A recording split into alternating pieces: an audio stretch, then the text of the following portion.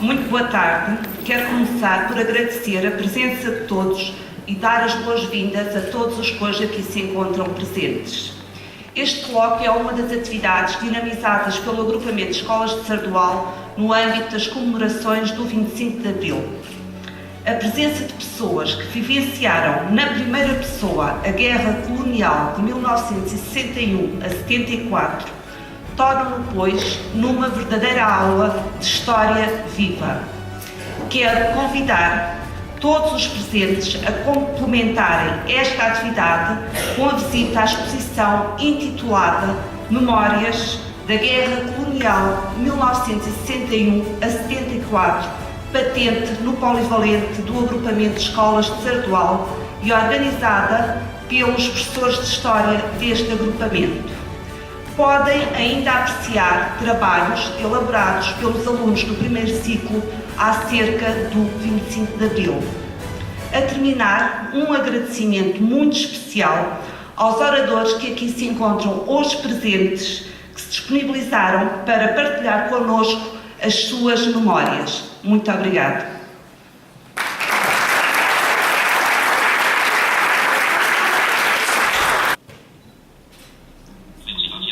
A precisar está um bocado. Ó Mira, você tem telemóvel? Tu tens o seu telemóvel? Não trouxe não, se souber. Ia namorar um bocadinho consigo, assim já não posso namorar. Não, é que a Mira tinha lá o café em São Domingos e eu tinha o telemóvel dela. Eu tinha, aqui tenho, Mira Café, está aqui tenho. Mas música. Claro. A lógica é uma loja aqui da Branca que trabalha com o computador. Se eu quisesse ir falar com a. Sei lá, com a minha mulher, por exemplo. Madalena. Vem aqui. Eu agora não posso deixar de atender. Vai chamar.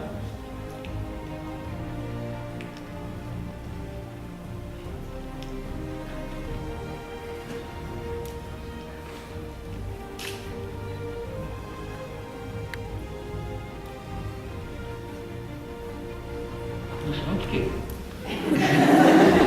Ela tem que falar comigo.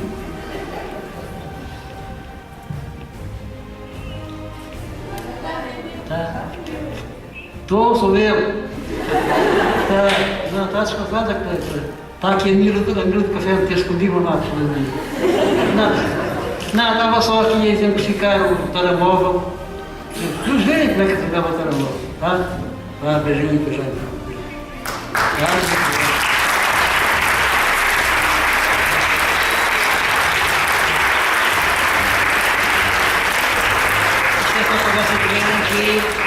Quer dizer, pronto. Estou integrado, perfeitamente integrado na sociedade. Eu, antes de ir para a tropa, era uma espécie de hippie. Eu digo uma espécie porque em Portugal não se podia ser hippie, nem isso se podia ser, nem havia condições para isso. Andava de calcinhas à boca de sino, com uma grande agadelha até aqui, camisinha às flores, transparente, e sapatinhos de salto alto, com aqueles saltos que havia antigamente. Portanto, era um hippie e eu dizia sempre, eu se for para a guerra, eu não mato ninguém, eu prefiro morrer. Aquelas teorias que a gente tem. Depois de estar lá, a partir de certa altura, a minha forma de ser mudou completamente. Mudou completamente. Viemos para cima, tudo bem. E pronto. A minha história é uma história muito simples.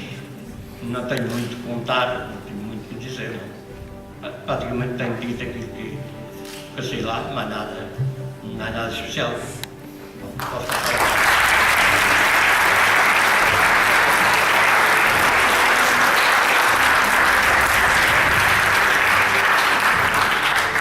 Muito obrigado. Resumindo, fica aqui no testemunho a minha experiência de vida e a minha mensagem de sociedade para todos vocês. E obrigado à escola por terem convidado. Obrigado nós.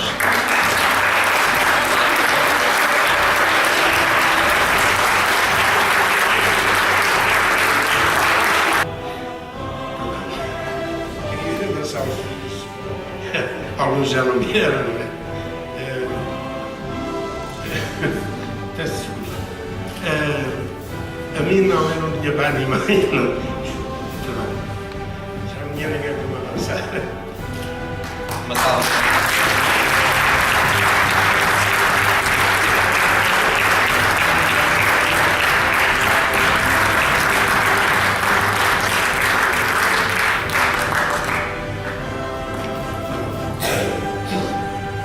Muito obrigado. Obrigado, diretora, por este maravilhoso discurso. Então, eu vou passar a apresentar o nosso primeiro orador, o José Gaspar Dias, que combateu em Angola, tem 71 anos, a sua patente militar era primeiro cabo e combateu entre 1965 e 1967. Passa a palavra.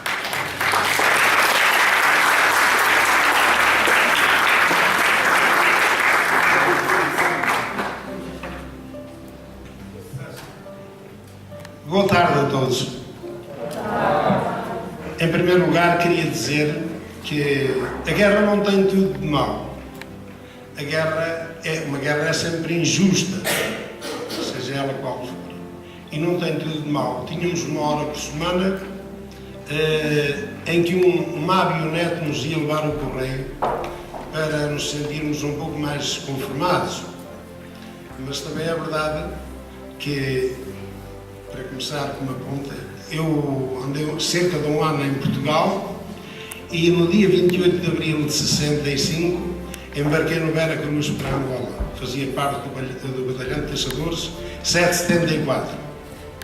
Comigo foi mais um batalhão, que era o 770, mas eu pertencia a este batalhão de caçadores 774, que era comandado por um senhor oficial, António Pereira Espadinha Milreu. E eu fazia parte de uma dessas companhias que era o meu comandante, não sei se está aqui algum familiar dele, é coronel e ainda está vivo, felizmente, que era o seu capitão, na altura, Augusto Antunes Morgado, de quem sou muito amigo.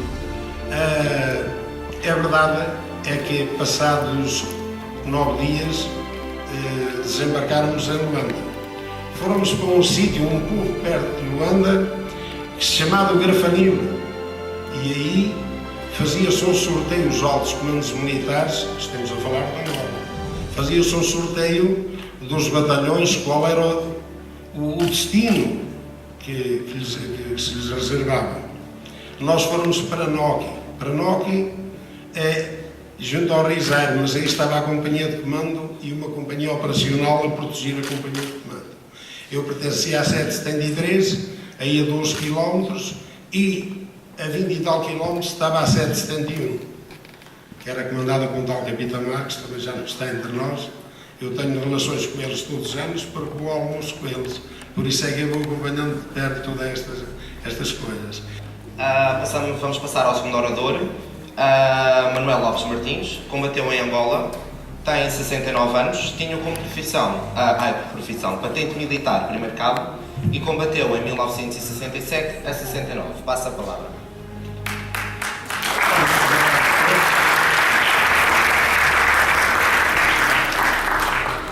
Eu também embarquei para Angola, onde fiz serviço, em 1967 até 69.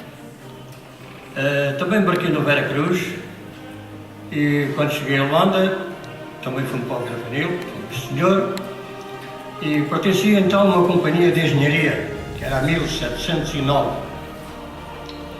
Essa companhia de engenharia, é claro, o trabalho dela era abrir picadas, fazer desmatações, abrir as picadas, ou seja, estradas, e onde nós trabalhávamos praticamente descansados, porque éramos militares que estávamos sempre sob proteção de outras companhias. Tínhamos uma proteção de um pelotão de artilharia ligeira e tínhamos o tal, estávamos introduzidos, é uma companhia de caçadores. Pronto, e andávamos lá pelo mato, pronto, eu era uma pessoa que andava sempre voluntário. Onde quer que a companhia, o meu pelotão fosse, eu ia sempre voluntário. Não gostava de estar sempre no mesmo sítio.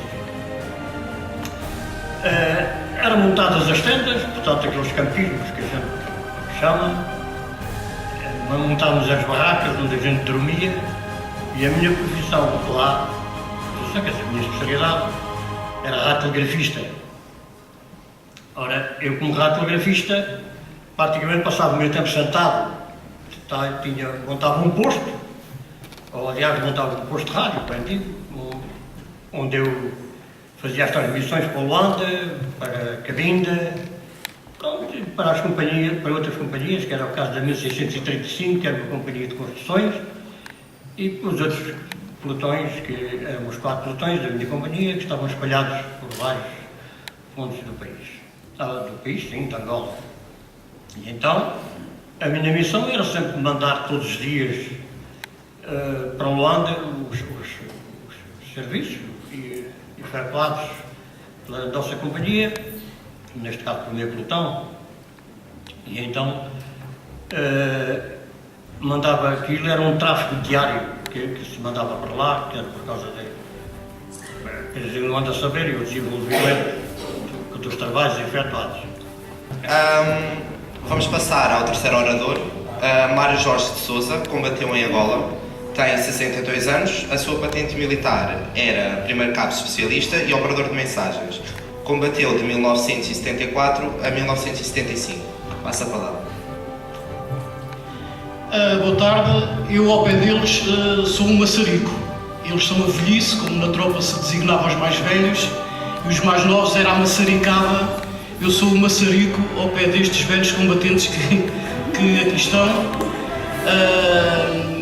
A minha história é simples. Eu fui à guerra porque fui obrigado. Se eu não fosse obrigado, eu não ia. Nessa altura, quando nós tínhamos 17, 18 anos, todos os homens, na altura não havia mulheres na tropa, começávamos a ver a nossa vida andar para trás. Porque quer estudássemos, quer trabalhássemos, aos 20 anos a tropa era um corte na nossa vida. E podia ser um corte definitivo, porque podíamos ir para a guerra e já não voltar, ou voltar dentro de um caixão. Portanto, eu não fugi porque era um bocado caguinchas, tive medo de ir para o estrangeiro como muita gente foi, alguns até aqui do Sarduala, que eu conheço, porque nós não sabíamos que ia haver o 25 de Abril e se fugíssemos daqui arriscávamos a nunca mais poder voltar a Portugal, porque se viéssemos éramos presos pela polícia política. E portanto havia duas opções, ou ir e aguentar, ou fugir de Portugal e arriscarmos a também nunca mais podermos voltar à nossa casa. Portanto a guerra era má, e se mais razões não houvesse para ser feito o 25 de Abril, só o facto da guerra ter acabado foi algo que traduz a importância histórica daquilo que se passou há 41 anos. Uma coisa comum a toda a gente que andou por lá, por Angola, por Moçambique, pela Guiné, é o gosto de contarmos as histórias. Às vezes a gente, quando começa a falar, sobretudo no café, os nossos amigos sabem, quando começamos a falar nunca mais nos calamos. Às vezes há histórias tão mirabolantes, coisas tão bizarras, coisas tão esquisitas, que quem não andou lá pensa que é mentira aquilo que a gente está a conversar. Portanto, há muita coisa que nós dizemos entre nós, conversas entre nós, que nós sabemos aquilo que estamos a dizer, compreendemos aquilo que lá passamos, porque ao pé de pessoas que não passaram lá, há um bocado a ideia, ei pá, este tipo, que grande arregador que este gajo é. Portanto, está a regar de tal maneira, a guerra provoca situações na nossa mente, que são coisas estranhas, acontecimentos estranhos, que não tem nada a ver aqui com o nosso dia-a-dia. É um dia-a-dia porreirinho, a gente vai à escola, vai para o trabalho, depois à noite vai ao bar beber um copo, e depois vê televisão e vê a Casa dos Segredos. Não, a guerra não é nada disto. A guerra é exatamente o contrário disto tudo. É um Estado que põe completamente às avessas aquilo que nós somos. Eu, antes de ir para a tropa, era uma espécie de hippie. Eu digo uma espécie porque em Portugal não se podia ser hippie, nem isso se podia ser, nem havia condições para isso. Andava de calcinhas à boca de sino, com uma grande agadelha até aqui, camisinha às flores, transparente, e sapatinhos de salto alto, com aqueles saltos que havia antigamente. Portanto, era um hippie e eu dizia sempre, eu se for para a guerra, eu não mato ninguém, eu prefiro morrer. Aquelas teorias que a gente tem. Depois de estar lá, a partir de certa altura, a minha forma de ser mudou completamente.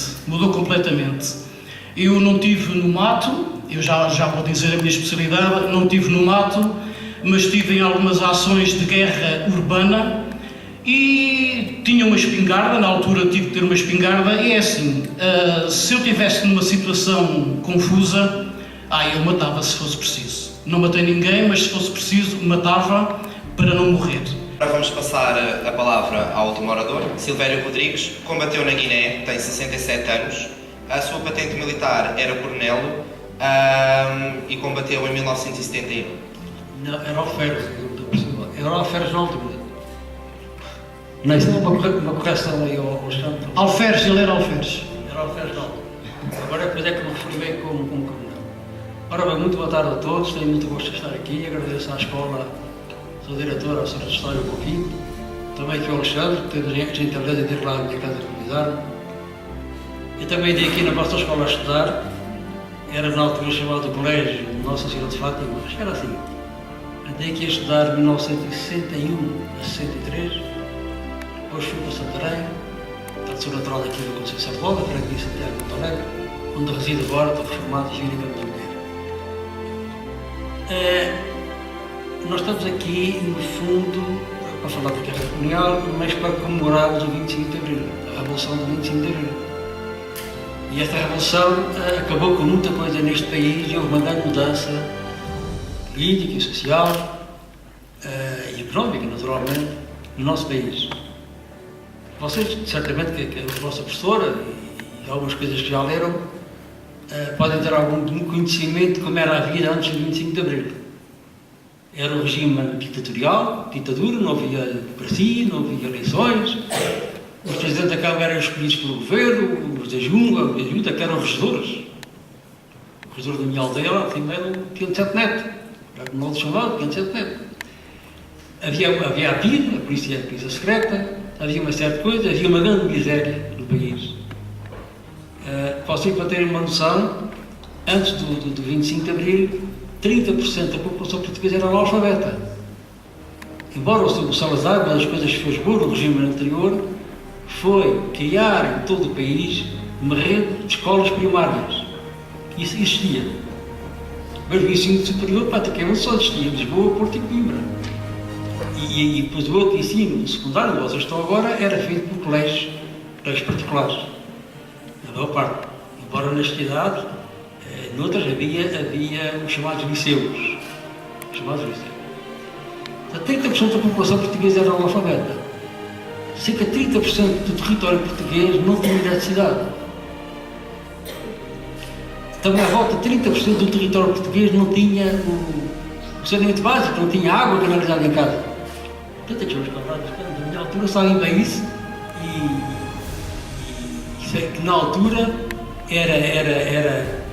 portanto, não havia um Serviço Nacional de Saúde, não havia hospitais, aqui havia um hospital em Abrantes com 1.200 camas, havia os médicos particulares, aqui na minha altura, que era garoto, nessa altura havia aqui o Dr. Masso, que era ao lado da minha casa, havia o Dr. Ribeiro, e era outro que era o Madureira, não sei se era Madureira, não sei bem como é que se chamava. Portanto, era um regime totalmente diferente, e uma vida totalmente diferente que era agora. E por isso as pessoas, nessa época, como era a vida aqui, uma agricultura de subsistência, que viviam da terra, do trabalho rural, a maior parte, as pessoas começaram a emigrar. Especialmente para a França, para a Alemanha, etc., para a Suíça, e muitos também foram para Angola e Moçambique. Isso é quando se diz que em 75, depois do 25 de Abril, regressaram os retornados, né? A maior parte deles não eram retornados. Os retornados eram os colonos que estavam lá já instalados há algum tempo. Muitos deles estavam lá a trabalhar, que eram portugueses que foram daqui para lá a trabalhar.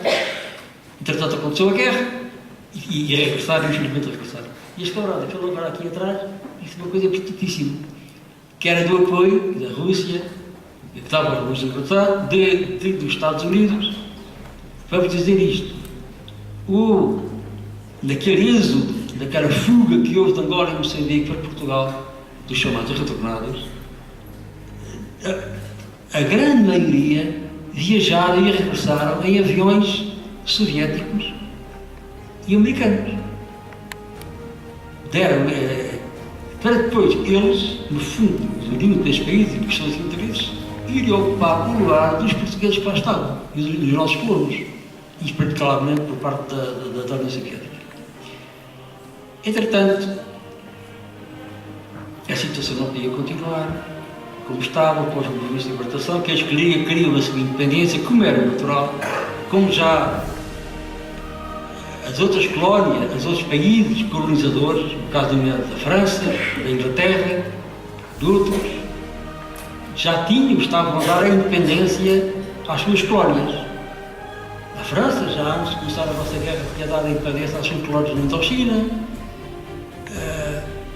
Os americanos estavam com uma guerra no Vietnã, estavam a ser altamente derrotados no Vietnã. Portanto, o nosso regime português, os governantes da altura, no fundo, eu costumo dizer, por seguir a política, não quiseram dar a independência porque quiseram continuar a manter o Império Português. Portugal, agora Moçambique, Guiné, São Tomé e Príncipe, Timor, Macau, Cabo Verde, queriam continuar a manter todo este território. Quando os países europeus, nos Estados Unidos, no Conselho de Segurança, havia quase todos os anos uma resolução contra a presença de Portugal nas colónias, da sociedade independente. Só que Portugal é que a teimosia dos nossos governantes não era acreditar em independência. Até que, naturalmente, que os movimentos, os povos lá, se uniram, apoiados por outros países, naturalmente, não é? Revoltaram-se e ficaram os seus movimentos de militares, no caso agora estamos a falar de Imperial, Moçambique, a Frelimo, da Guiné, o país IC, lutaram naturalmente contra nós para que nós vivéssemos embora assim, seguimos lá. Quer dizer que na guerra colonial, nestas três frentes, agora Moçambique e Cabo Verde, embora também algumas tropas em Timor, em Cabo Verde e em São Tomé, mas aí não houve guerra, estiveram cerca de 1 milhão de homens, 1 milhão de militares portugueses, jovens portugueses, 1 milhão. Na guerra colonial morreram à volta de 10 mil portugueses, militares portugueses, e ficaram deficientes mais de 25 mil. Portanto, eu sou um deles. Lá sou uma das vítimas da guerra colonial. Mas nós também não podemos pensar só nos que morreram do nosso lado e dos que ficaram deficientes do nosso lado. Porque numa guerra morreram também muitos dos movimentos de libertação da Angola, Moçambique e da Guiné, morreram muitos civis. Quando foi da independência, morreu muita gente também, com aquelas guerras civis que houve nas outras colónias. Portanto, morreu muita gente ficou ferida. E tudo isto era evitável, se houvesse outra mentalidade, outra capacidade política para resolver esse problema, porque era impossível a Portugal, com o nosso território, com a nossa população, chamamos assim, com o rendimento que o país tinha, manter uma guerra com os custos todos que isso tinha. Vocês, seus jovens, talvez não compreendam isto, mas dos anos 72, 73, no final de quase da guerra colonial, quase metade do rendimento do Estado, dos impostos do Estado, eram gastos com a guerra colonial. Portanto, era insustentável uma situação desta. Porque, claro, que não havia dinheiro para fazer hospitais, não havia dinheiro para gratificar o país, não havia dinheiro para fazer o saneamento básico, não havia dinheiro para outras coisas, para reformas, etc. Não é? Porque o dinheiro era quase todo, a maior parte dele, gasto com a guerra colonial. Estou só a fazer este resumozinho assim, de um enquadramento histórico, para vocês compreenderem que o que aconteceu e a diferença que há entre um regime ditatorial ou uma democracia. Foi aquilo que resultou do 25 de Abril, foi uma democracia da liberdade, que vocês vivem, agora infelizmente vivem, infelizmente vivemos todos, não é? Vivemos todos. E a Revolução de 25 de Abril, os militares fizeram-na para terminar com a guerra colonial, que era disputável, para dar a independência às colónias portuguesas, na altura chamadas províncias ultramarinas, e, naturalmente, para promover a democracia em Portugal acabar com começar a liberdade, as eleições, tudo aquilo, essa vivência que vocês têm agora. E não há dúvida que Portugal, após o 25 de Abril, sofreu uma evolução muito grande. E vocês veem isso aqui em Portugal. Onde é que na minha aldeia havia televisão na minha aldeia? Onde é que havia net? Onde é que havia a torreira sem água? Na minha aldeia não havia estradas controladas. Não havia nada, então ia recolher o lixo. Etc, etc. Portanto, deu um salto extraordinário. E assim, depois, há coisas que eu não posso contar aqui. Ao fim de 9, 10 meses, eu ia numa picada, tenho de explicar às pessoas mais novas o que é uma picada. Há picadas de carros, que ainda dá para passar com o carro, aos trambolhões às vezes, mas também uma picada normalmente, no meio daqueles matos, é onde passa um de cada vez. E numa determinada altura, eu ia à frente, só vou contar esta perigosa, depois as outras vão ficar. Eu ia à frente numa picada, num dia de muito calor, mas não estava o sol descoberto. Estava abafado, um certo calor, e eu nunca fui preguiçoso, mas naquele dia ia devagar. Íamos fazer um reconhecimento, porque se procurarem um militar com 20 anos, que a guerra era feita por homens de 20 anos, 99% dos homens da guerra tinham 20 anos, e outros mais novos, e outros com 21. Se procurarem qual era a missão de reconhecimento e de segurança dada a um pelotão de atiradores num movimento para o contacto ou para fazer um reconhecimento, eles não sabiam. Sabiam tanto como eu. Eu sei qualquer coisa porque comprei um livro do oficial miliciano para poder, enfim, falar dessas coisas. Mas é verdade, é que eu ia à frente nessa picada e é um alferes dos Açores, um chamado Alferes Rodrigues, que era o comandante do 4º pelotão, não era do meu pelotão, era do 4º pelotão, que é para que se fosse um pelotão. E passou por mim e disse-me assim: o Sr. Beira Baixa é um dos homens mais fortes da companhia e não anda por quê? Passou. Ele deu aí 3 passos à minha frente, entretanto o coronel Morgado também ia ao nível de, quando iam 2 pelotões, entrava o comandante de companhia. O coronel Morgado passou, ainda-se para procurar hoje, passou, rebenta uma armadilha.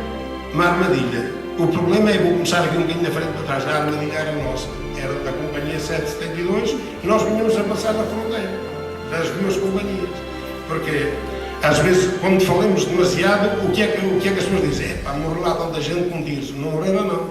Mais de 50% morreram por erros, por falta de experiência, em acidente, mau manuseamento de armas, e etc, etc. Portanto, se morreram 17 mil, metade não foram mortos pelos nossos, que a gente considerava inimigos. Até lá tinha grandes amigos. De maneira que o Alferes Rodrigues, ao dar aquelas passadas, coitado, só tem tempo para resumir as orações, e as pernas dele, aqui estas articulações, estes 2 fêmeas, as pernas dele ficaram desviadas aí 1 metro e tal. Aquilo eram 10 quilos de trotila em plástico, só quem tem curso de Minas e Irlanda abriu um buraco, sei lá, talvez fazendo isto ao quadrado, sem falar em diâmetro, era capaz de ter aí que 1,5 metro quadrado, 1,5 metro por 1,5 metro, quem souber multiplicar isto, mas imaginemos, este 1,5 metro é redondo, para não estarmos a fazer outras contas. E aquilo não tinha pedras, era um barro maciço, seco, e esse barro, eu quando caí naquele barulho, quando arrebentou a armadilha, eu deitei-me no chão, eu nunca perdi os sentidos, deitei-me no chão e disse: está aqui meio uma escada montada, que era o que a gente fazia aos outros. Armámos uma armadilha, quando caía um, entrava na zona de morte, atacávamos do lado, e pronto, isso não temos de falar. Mas é verdade, há um braço dele também desapareceu, ficou ali perto. E o outro ficou desviado mais de 1 metro, mas ficou preso com um meio branco que a gente tem, o nosso corpo. As minhas calças ficaram todas cheias de sangue. Lavei aquelas calças tanta vez, pois quando enxugavam ficavam de pé. Não sei se o nosso sangue é diferente dos animais, peço desculpa. Eu não tenho, sou fraco em português, mas o meu português é este. Próprios dali, eu comecei a fazer as coisas de outra maneira do que eu pensava quando fui para a guerra. Quando fui para a guerra pensava, não é nada. problemas, isto incumprindo esta comissão de banho, arranjo uma mulher bonita e arrumo a minha vida e tal, para resolvido. Mas não, quando começaram a acontecer coisas destas, isto ao fim de uns 9, 10 meses, eu disse, não, isto foi esta manhã subir, não há problema nenhum. E comecei a levar as coisas assim na boa. E então, foi por aí que a coisa começou. Mais tarde, já, sei lá, com 16, 17 meses, vinham-se para montar uma emboscada. Não sei o que é que aconteceu, eu acabei por ter que saltar de um carro abaixo porque o rapaz deixou de desequilibrar o carro e ele levava uma pistola e um lança-granadas, como é que se chama? Lança-roquetes, ou como é que se chama? Dá uma lisa, é uma arma que não tem estrias. Eu caí junto com aquilo e perdi esta perna, ela também já andava um bocado frágil. E aí levaram-me para o acampamento, estive lá 4 dias, a perna começou a gangrenar.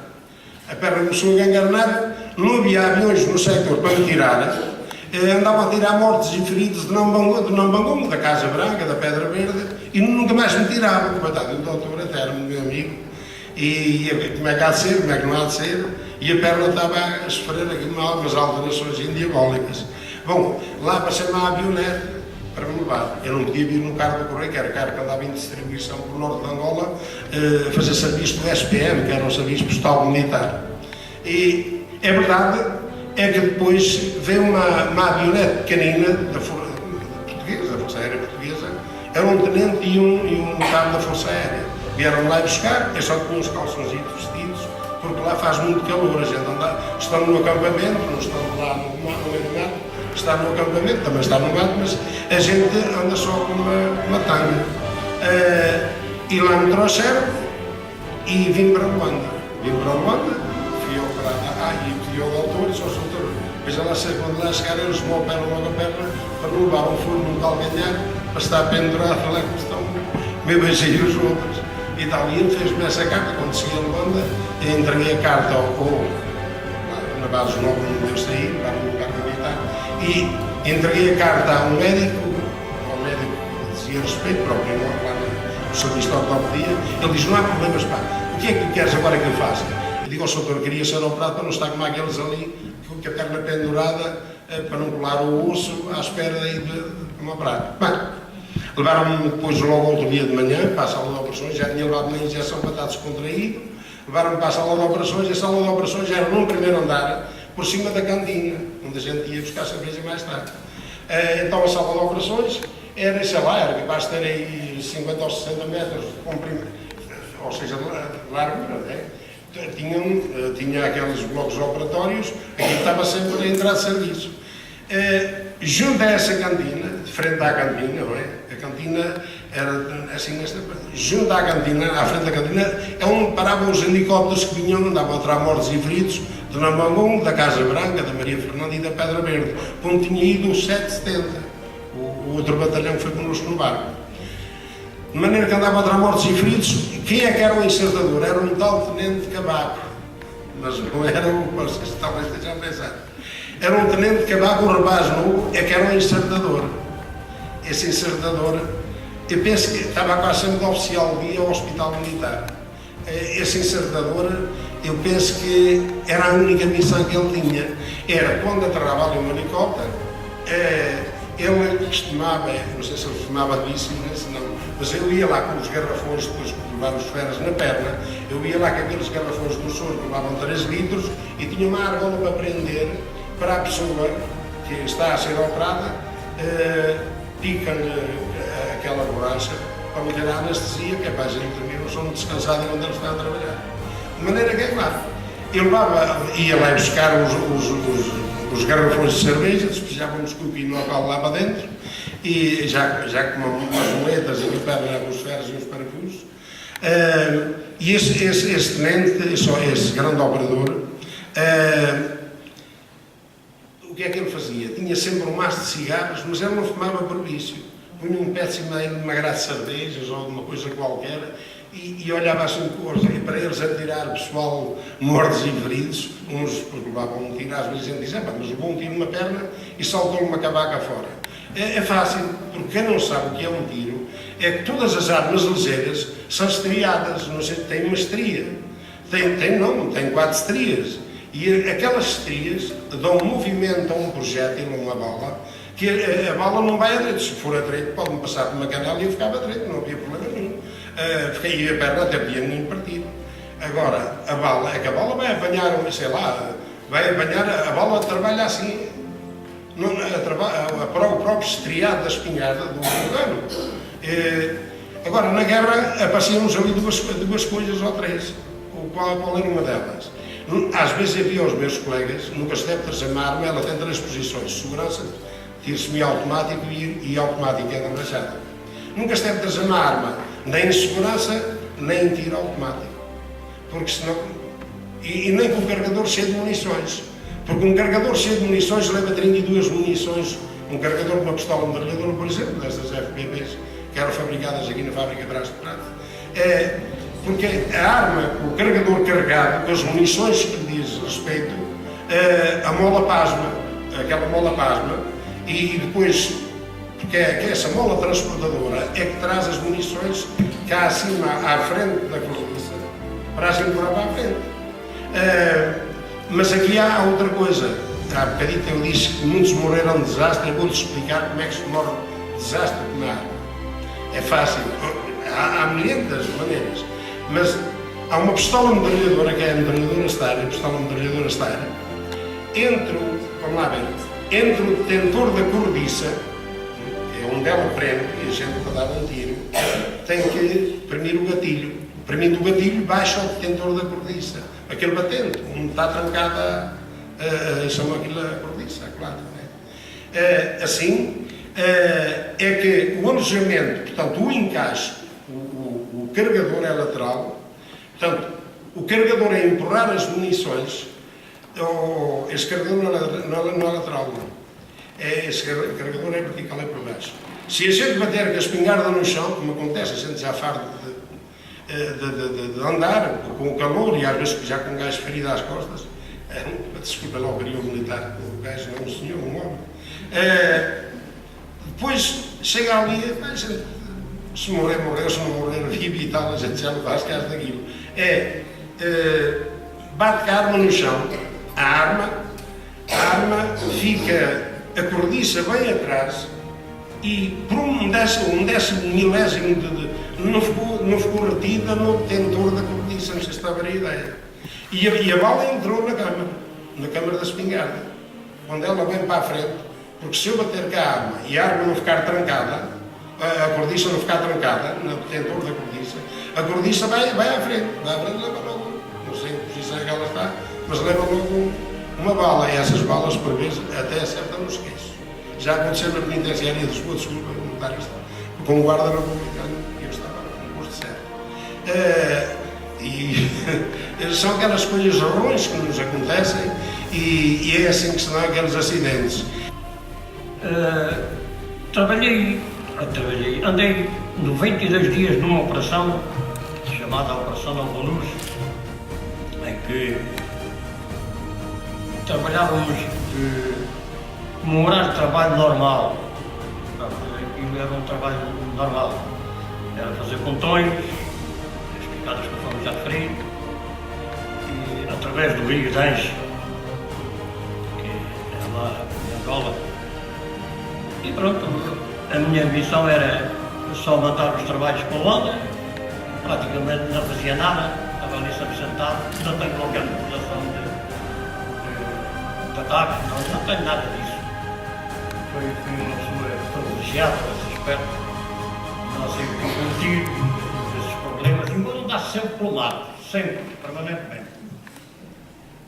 E passávamos bons tempos também, jogávamos à bola, estive muito tempo na Fazenda Maria Fernanda, que era uma fazenda de café, que dizíamos que tinha à volta de 70 toneladas de café por ano, naquela produção,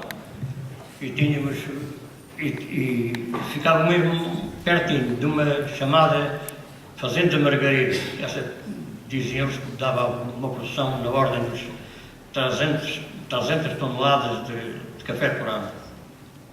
E pronto, éramos lá que a gente também nos divertíamos, tínhamos bons momentos, jogávamos futebol, quando era o domingo. E pronto, no dia 1 de novembro, foi no dia 1 de novembro, que era dia de Santos de 1968, exatamente, 68, ouvi os tiros, mas eu estava lá na minha barraquinha, sentado no meu banco, à frente do rádio que eu trabalhava, e então o meu comandante, que era um alferre nessa altura, que eu sou também nessa altura, disse: epá, é dia de Santos, mas veja que nós temos que ir trabalhar. Depois só trabalhamos meio-dia. E pronto, foram trabalhar meio-dia. E o sinal que eu tinha dado era assim: quando vocês ouvirem o tiro de uma pistola, é tudo para se juntar para irmos embora. Aí eu estava aí, eu, 1 quilómetro, onde andava a fazer uma ponte seca, lá no meio-dia, passava. E então, assim que ele mandou o tiro, uma carga de trabalho, foi a levantar a leva.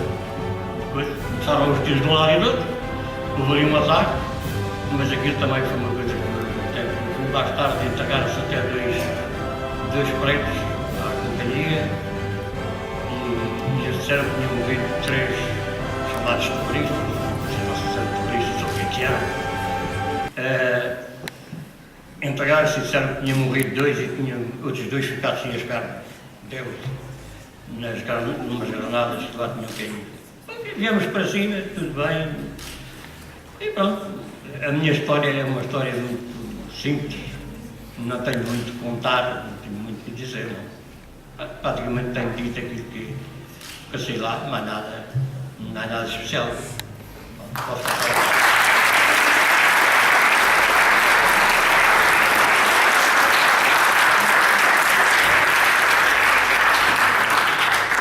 Muito obrigado. Portanto, já vem aqui que a nossa psique, a nossa forma de pensar e de ser muda completamente no cenário de guerra. Não tem nada a ver a nossa vidinha cotidiana que nós passamos aqui hoje com um clima de guerra. Nunca não queiram que haja guerra, lutem para não haver guerra, porque a guerra não interessa a ninguém. Eu fui, pouco tempo antes do 25 de Abril, o 25 de Abril foi em Abril, eu fui no princípio de Fevereiro de 74. 3 meses depois havia o 25 de Abril, nós soubemos do 25 de Abril uns 4 ou 5 dias depois, porque a notícia não chegou lá logo, mas os combates ainda demoraram alguns tempos, até que a guerra acabasse de vez, ainda demoraram alguns meses.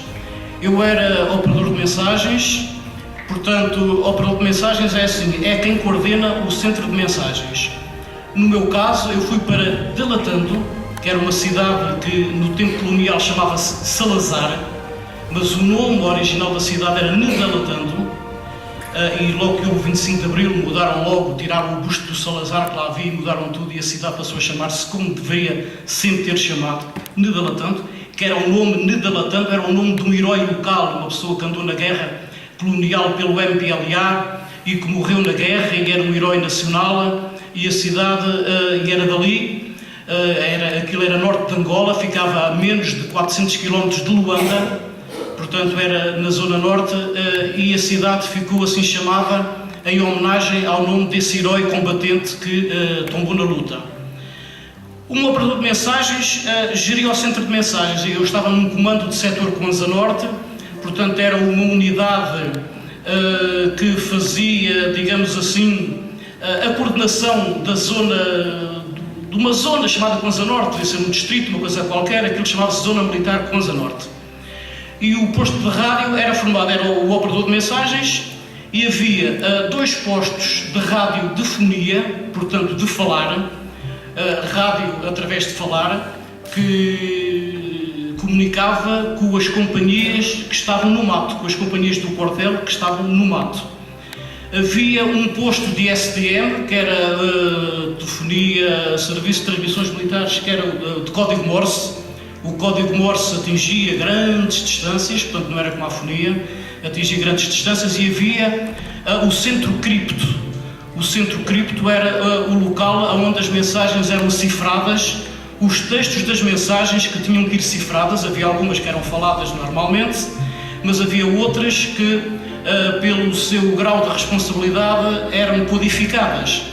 O operador cripto tinha por função, tinha lá letras e números que correspondiam às palavras e às letras, e depois ele tinha que descodificar a mensagem que chegava em código. E o operador de mensagens era o que geria isso tudo, apanhava as mensagens de todos os lados e ia levá-las aos sítios onde elas deviam de ser levadas, aos diversos comandos e aos diversos locais. Nós só trabalhávamos com as cifras, com os códigos de endereço, os nossos endereços. Portanto, eu estava no comando de setor, que tinha a seu cargo o batalhão de caçadores número 13. E nós não sabíamos o que é que os criptos faziam lá nos textos, eles depois é que cifravam e aquilo era lacrado e colado e ninguém podia saber o que é que estava ali. E nós só trabalhávamos em código com os endereços. Eu posso-vos dizer, por exemplo, a gente trabalhava com o alfabeto fonético, que é o alfa, o bravo, o charlie, o delta, essas coisas, cada letra correspondia a uma palavra fácil de se dizer, porque nas comunicações via rádio, às vezes havia aquele então se a gente fosse dizer D, podia ser D, podia ser B, podia ser C, então cada palavra correspondia a uma letra. O C, alfa, bravo, charlie, era charlie, o D era delta, e a gente falava assim para quem estivesse do outro lado a perceber melhor aquilo que se dizia. Ele apontava as letras e as letras formavam as palavras. Por exemplo, lá o meu comando de setor era porreiro, era fixe. O código secreto lá era Foxtrot Whisky, 8º Whisky. Portanto, já veem que era uma categoria de código. E isto era o comando de setor. E a unidade, o batalhão de caçadores 13, que dava apoio ao comando de setor. O comando de setor era uma casa civil que ficava lá do quartel, onde estavam os comandantes e onde estavam assim, as partes operacionais. Era o Foxtrot e Charlie, 9º Índia. Portanto, foi endereços que eu nunca mais me esqueço, porque nós tínhamos que veio de uma unidade qualquer, que era o código tal, para este código, a gente descodificava o que lá estava.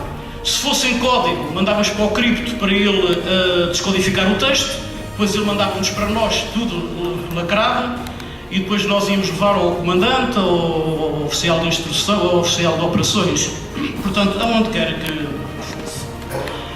Eu estive lá na altura, quando foi o 25 de Abril, que eu ia contar, nós não sabemos logo.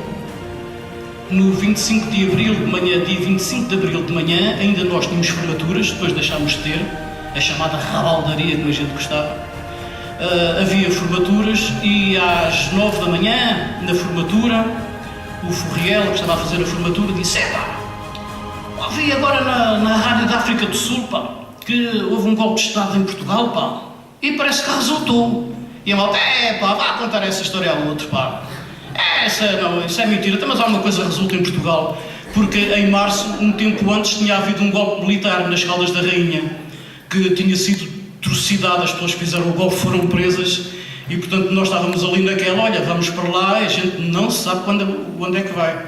E não acreditávamos que tivesse havido esse golpe que o Furriel dizia que tinha ouvido na Rádio da África do Sul, que nós ali apanhávamos as rádios de lá, claro que não diziam nada.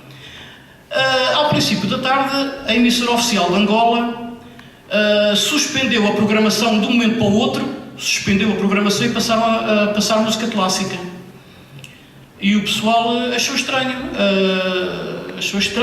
e tiveram um grande bocado a passar música clássica, até que a determinada altura, lá o locutor leu um comunicado que por acaso nessa série que deu há pouco tempo na televisão sobre os retornados, foi esse comunicado que passaram, portanto foi a mesma voz, o mesmo locutor, eles tinham isso gravado e passaram esse comunicado, onde diziam que face a acontecimentos estranhos e que não sabemos o que se passaram em Lisboa, suspendemos a programação até termos novas informações sobre aquilo que se está a passar.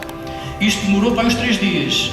Nós só começámos a receber notícias do que realmente se tinha passado em Portugal ao fim de 3 dias, e também com as cartas que entretanto nos chegaram,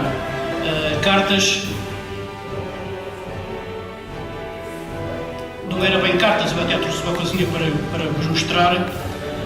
Cartas era raro, também havia, mas era raro. Havia uma coisinha como esta. Está no placar.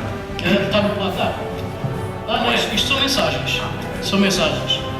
Havia uma coisinha como esta, que eram os chamados aerogramas, que era um movimento que havia no jogo, que era um movimento nacional feminino, um movimento de senhoras que era do regime político, e que tentavam que a vida dos soldados lá fora fosse um bocadinho mais confortável, diziam elas. Não punham em causa a guerra. Queriam era quem lá tivesse mais confortável. Então mandavam livros, mandavam lembranças e arranjaram uma coisinha que ninguém pagava nada, nem nós a escrever para cá, nem os nossos familiares a escrever para lá. Que eram os aerogramas, era assim uma folhinha. Isto aqui que traz não conta, que era uma coisita que eu escrevi lá. Então dobrava-se, escrevia-se, dobrava-se assim, ia para o correio e a gente recebia esta coisinha, que era sempre um motivo de alegria. Aqui, como o Beira Baixa disse, era sempre um motivo de alegria quando a gente recebia lá correio, porque não havia internet, não havia telemóveis, não havia nada. Essas coisas têm 20 anos, mais ou menos. Aquela altura havia as cartitas e havia os aerogramas, que era a nossa alegria. Entretanto, o 25 de Abril trouxe profundas modificações por todo o lado, não só em Portugal, mas também lá. Eu gostava de dizer que o meu e o das pessoas que estavam comigo, o nosso primeiro pensamento, quando soubemos realmente o que tinha acontecido em Lisboa, o nosso primeiro pensamento foi: fixe, vamos embora daqui.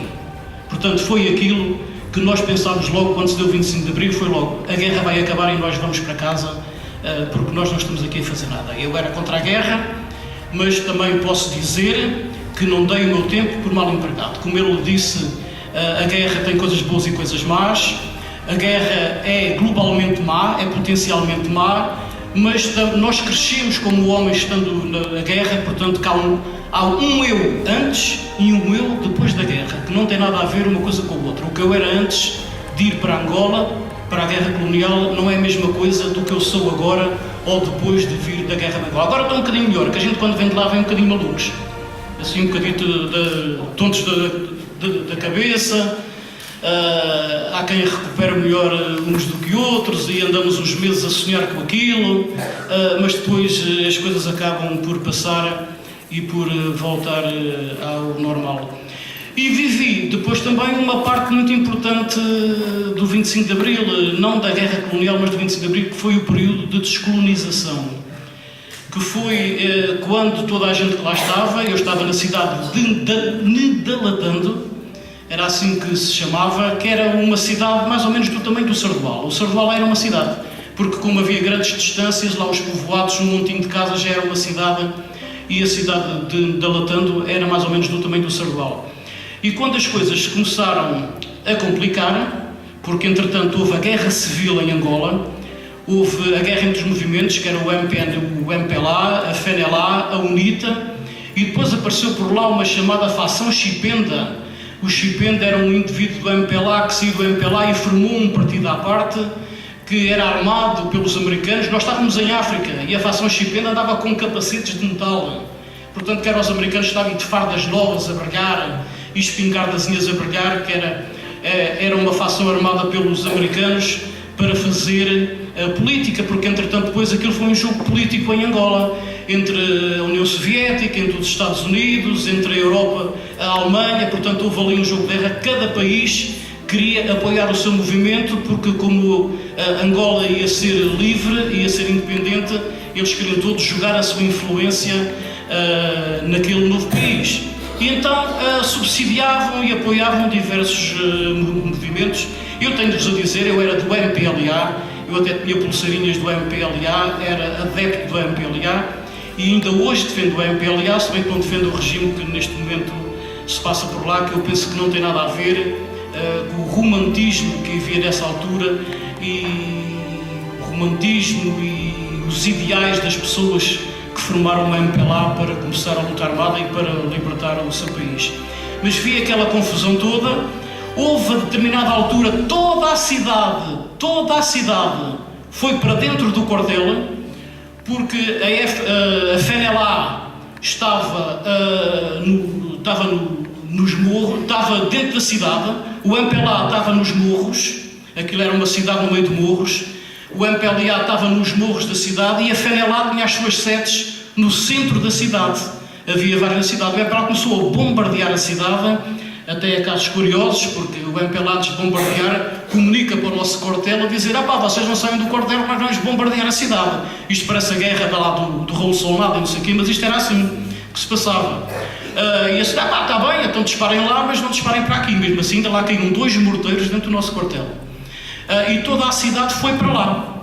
Nós saímos das nossas camaratas para dar as camas e as instalações às senhoras, aos velhotes, às crianças, às grávidas, e quem não estava nessas condições levaram as tendas e levaram os seus carros, as suas relotes de lá para dentro. Então o nosso quartel era assim uma pequena cidade com montes de gente ali, e nós, claro, não tínhamos onde dormir, a gente dormia cá fora. A gente também era à força de café, era à força de whisky. E uma coisa que parece que há um bocado de medo de falar, mas eu acho que não tenho medo de falar, porque é muito importante que as pessoas saibam aquilo que se passou na guerra, que era a liamba. Lá fumava-se muita liamba. Havia liamba aos pontapés. 95% das pessoas de lá fumavam liamba, incluindo oficiais e sargentos, e os 5% que não fumavam liamba bebiam whisky e cerveja, que eram os perdidos. Portanto, as pessoas ali, para passar naquela situação, eram sujeitas a estas coisas. Fumava-se muito para passar o tempo, bebia-se muito para passar o tempo, e isto é verdade, e não há que esconder essas coisas. Que eu penso que por vezes há medo, até nessa guerra, nessa série que passou na televisão, que era a guerra, que houve muitos acontecimentos que ficaram assim, qualquer coisa por explicar, que a gente que lá andou sabe o que era. Aquilo foi provocado pela liamba e outras coisas pelo álcool. Pronto, eles não têm televisão, não podem dizer essas coisas, mas eu aqui posso e quero dizer. E andávamos todos assim, meios no ar, meios malucos. Era o whisky, era liamba e era café. Não havia nada para comer. Ao fim de 2 ou 3 dias ficámos sem comida dentro do quartel e ficámos sem luz. Havia arroz e o cozinheiro cozia arroz com água num grande panelão, e à noite, para ver, punha-se um jipe dentro da cozinha com as luzes acesas e o motor a trabalhar, para o cozinheiro mexer ali o panelão de arroz, que depois era distribuído por todos, e nós tínhamos que ir comer separadamente em vários sítios, porque como a cidade estava a ser bombardeada, não era nada connosco, mas nós estávamos no meio. Se caísse lá um morteiro, não nos matava a todos, que matava só aqueles onde o morteiro caía, porque a gente estávamos todos separados. Ao fim de 5 ou 6 dias chegou um grande caminhão da tropa, cheio de rações de combate até cima. As rações de combate eram umas coisas numa caixinha, tinha assim uns leites condensados, umas latas de atum, umas frutas cristalizadas e outras coisas que a gente gostava menos, que era o bucho, e outras coisas que gostava mais a comer, mas que quando dava a fomeca a gente comia aquilo tudo e era uma maravilha. E quando ao fim de 3 ou 4 dias sem muita comida chegou lá esse caminhão cheio de rações de combate até cima, quando o MPLA, que tinha a cidade sitiada, deixou passar, porque era para a tropa portuguesa, eles estavam em luta, era com a FNLA, não era connosco, deixaram passar, e então aquilo foi recebido aos tiros e boinas para o ar, como aparece nos filmes. Há muitos filmes que retratam a guerra e que é assim, é verdade aquilo que lá se passa. Aquela caminhonete chegou, foi efusivo. Boinas para o ar, tiros para o ar, foi uma maravilha, como se tivesse chegado ali o maior manjar do mundo, e para nós era o manjar que já há muito tempo que a gente estava a comer arrozinho branco com água. E eu vivi essa parte desse drama de descolonização e de tudo, entretanto, o que se passou.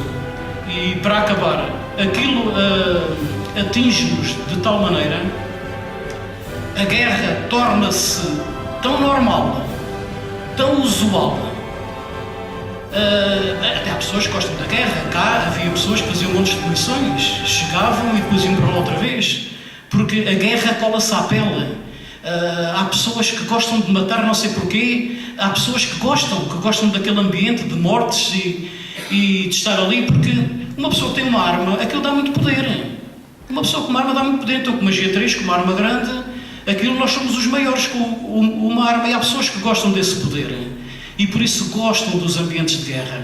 Esquecem-se que na paz também podem ter outro poder e outra forma de estar, mas isso já é outra conversa. Mas aquilo estava de tal maneira agarrado a mim, tínhamos um grupo de amigos, os amigos melhores e mais importantes que nós temos são os da tropa, porque nós vivíamos em condições extremas e em condições tão estranhas e tão diferentes da nossa vida normal, que quando se vive com essas pessoas ficamos amigos para sempre, embora por vezes estejamos anos que não falamos uns com os outros, mas quando nos encontramos é como se fosse a primeira vez. São amigos feitos naquela situação que duram para sempre. Também é onde conhecemos os inimigos e as pessoas que não prestam, digamos assim. Também é nessas situações extremas. Conhecemos os grandes amigos e as pessoas com grande humanidade, e conhecemos também aquelas pessoas que não interessam nem ao menino Jesus, como a gente costuma dizer. E eu estava tão dentro daquele ambiente, tão dentro daquele grupo, que eu, quando acabei a comissão, veio lá o sargento ajudante que estava na secretaria, com uma guia de marcha e uns dinheiros que eu tinha a receber, e ele veio-me dar: opa, ó Sousa, ele era conhecido pelo Sousa, e tal, está aqui para teres embora, e tal. Eu disse: mas eu não quero ir embora. Não te queres ir embora? Não, eu quero ficar com os meus amigos. O gajo: mas tu és tonto, pá, este gajo é parvo, este gajo é maluco, não sei o quê. E eu andei a fugir dele. Eu andei por todo o quartel com ele atrás de mim, com a guia de marcha na mão e o dinheiro, e os meus amigos todos atrás de mim, para eu me vir embora, e tiveram que me agarrar e meter na coluna, com o MPLA. Depois deixou sair uma coluna, com 5 ou 6 pessoas que acabaram a comissão, com algumas pessoas de lá que estavam dentro do quartel e que tinham familiares em Luanda e que vieram para Luanda. Saiu uma coluna de 7 ou 8 carros, onde vinha a gente que acabou a comissão, e tiveram que me meter no carrinho para eu vir embora para Luanda. E estive em Luanda mais 7 ou 8 dias, depois vim-me embora, porque depois também achei, pronto, eu queria lá ficar. Mas eu disse: mas se eu não venho agora, depois é uma chatice, não consigo vir embora, portanto eu vou e depois regresso e tal. Nunca regressei, mas gostava de ter regressado.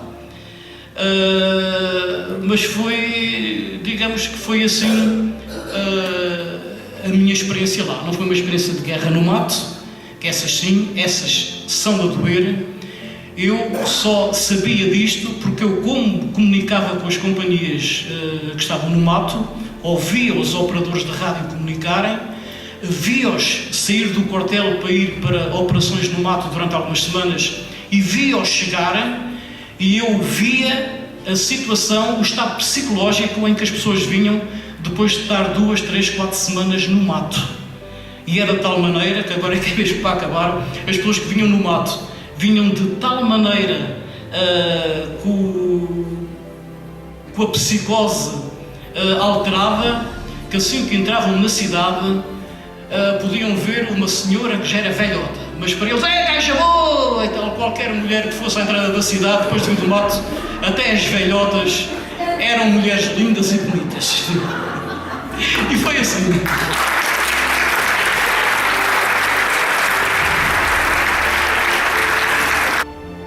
E quero dizer-vos agora, falar-vos um pouco do pós-25 de Abril e do 20 de Abril, da área da mudança de mentalidade que houve em Portugal, e falar-vos um pouco de reabilitação. Também é importante vocês terem um pouco desse conhecimento. A seguir ao 25 de Abril, portanto, 25 de Abril, em 14 de maio, 20 dias depois, os deficientes das Forças Armadas, que andavam por lá por Lisboa a arrastarem-se, nos hospitais, muitos em casa, criaram a Associação dos Deficientes das Forças Armadas.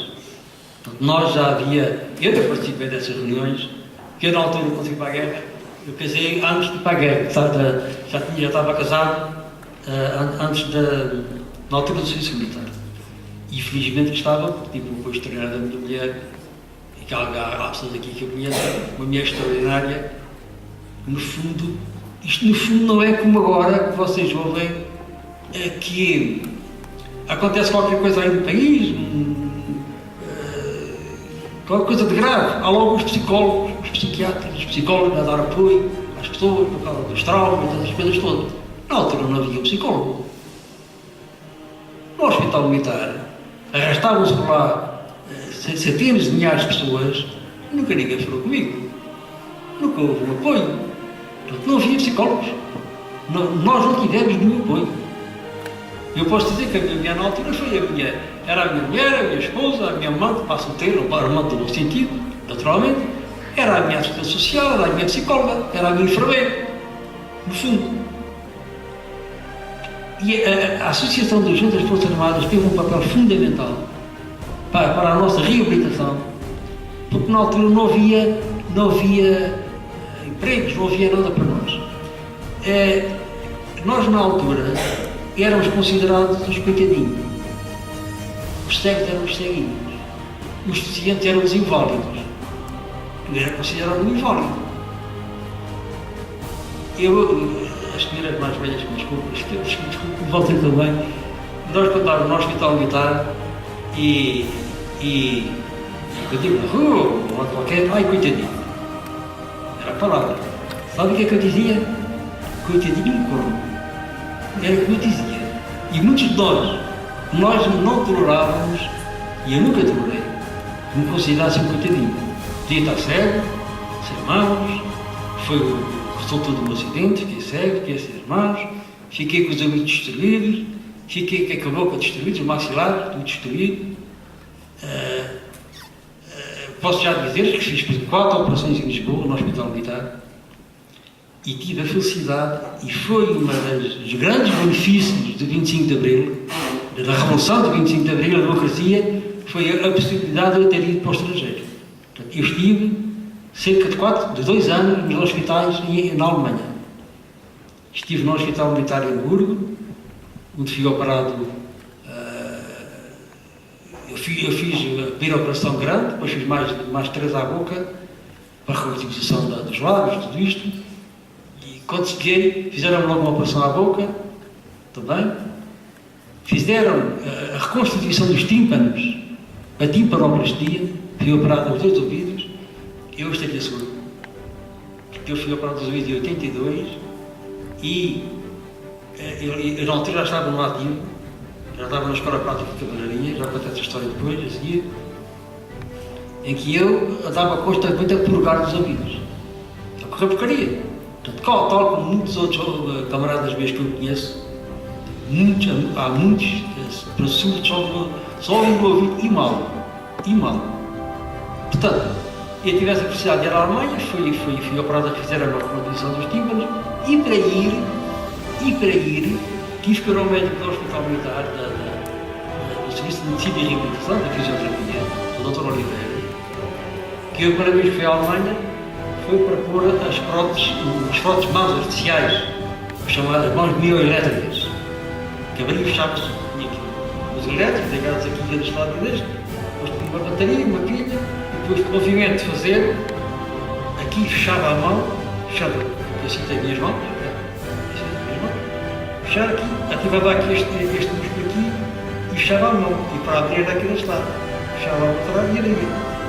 Depois deixei de usar essas próteses, porque depois quando fiz esta operação, era a prótese só com a esquerda e esta aqui era o auxiliar. Só que eu não tinha sensibilidade nesta mão e eu praticamente faço tudo só com os braços. Portanto, deixei de usar a prótese e passei a usar só só a trabalhar com os pontos. Eu sei que isto pode impressionar um bocadinho as pessoas verem no café e aqui e acolá com os braços, fazer praticamente tudo, mas olha, eu estou assim, enfrento assim e sou natural, portanto, não tenho problemas nem complexos nenhum. Portanto, fiz essas operações no Hospital Militar de Hamburgo. Esta operação aqui fiz em Heidelberg, ao pé de Munique. Havia um médico extraordinário no Hospital Militar de Hamburgo, o Dr. Traut, já faleceu, que era um homem extraordinário para nós, que íamos lá. E os militares começaram a ir lá, logo do início da guerra, começaram a ir à Alemanha, do abrigo do acordo da NATO, que nós pertencemos à NATO, e íamos lá. E esse médico foi extraordinário porque ele chegou a propor e tive autorização em Lisboa para ir aos Estados Unidos da América, a São Francisco, Califórnia, para ter uma bengala bioelétrica, uma bengala de raios laser. Imitava sons de sinais quando se aproximava ou afastava de um obstáculo. E eu cheguei a ter uma de vazio, mas não usava aquilo que não passava muita cabeça. Chegou a propor, ia ter um cão guia. Isto em 76. Eu não quis, porque, claro, isto era já conheci o filme na altura, e isto era tudo muito bonito, muito romântico, ter um cão, não é? Um cão guia. Mas quem é que ia dar o trabalho? Era a minha mulher. Era a cidade que tinha de banho ao cão, a comida, aquelas coisas todas, e a minha mulher é que ia ser a vítima de tudo isso. E eu sempre quis ter uma bengala, que lá, a primeira bengala que eu tive deste género foi feita lá em Hamburgo, no Hospital Militar de Hamburgo, na casa ortopédica, e esta bengala depende de mim. Depende de mim, não estou dependente de um cão, nem dentro de um sistema eletrónico. Eu sempre optei pela bengala normal. Depois vim, fiz lá das 4 operações, vim, em 76 fui para o centro de reabilitação de cegos de Lisboa, para dar a andar na rua de bengala sozinho, sozinho. Não pude aprender o braille, aquela leitura que vocês sabem, o braille é a escrita dos cegos, que é por pontinhos. Né? Não pude porque não tinha os dedos, não tinha sensibilidade. A única maneira que eu podia ler o braille é com a língua. Se tem mais sensibilidade. Era impossível. Portanto, eu, a partir daí de 76, que ia reabilitar, comecei a andar na rua, eu vou contar umas pequenas histórias e digo já que não é para me armar um bom, nem para vocês me considerarem extraordinário. E depois digo-vos porquê no fim. Que é que eu escuto estas histórias. Quando eu estava na Fundação Schein, que era o Centro de Reabilitação de Cegos, um dia disse à minha mulher, ela estava em casa dos meus sócios de Tarém, e nós morávamos em Oeiras,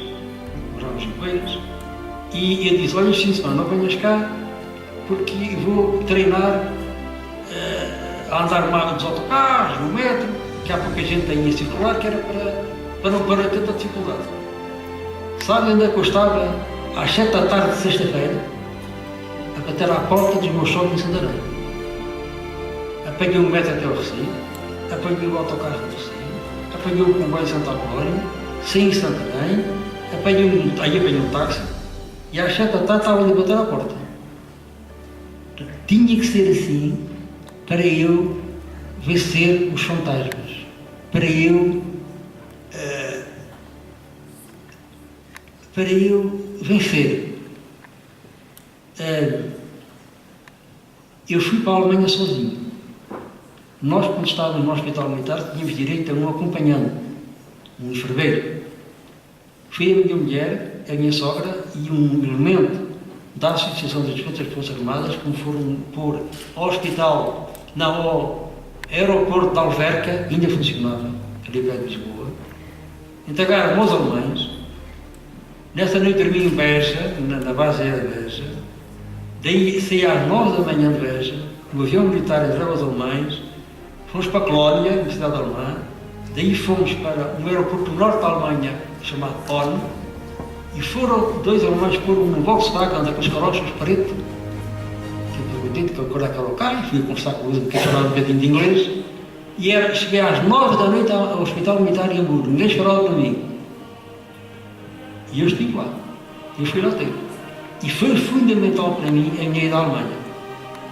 Porque foi lá que eu comecei a fazer a barba sozinho, a fazer a barba sozinho, a dar os meus primeiros passos com uma bengala.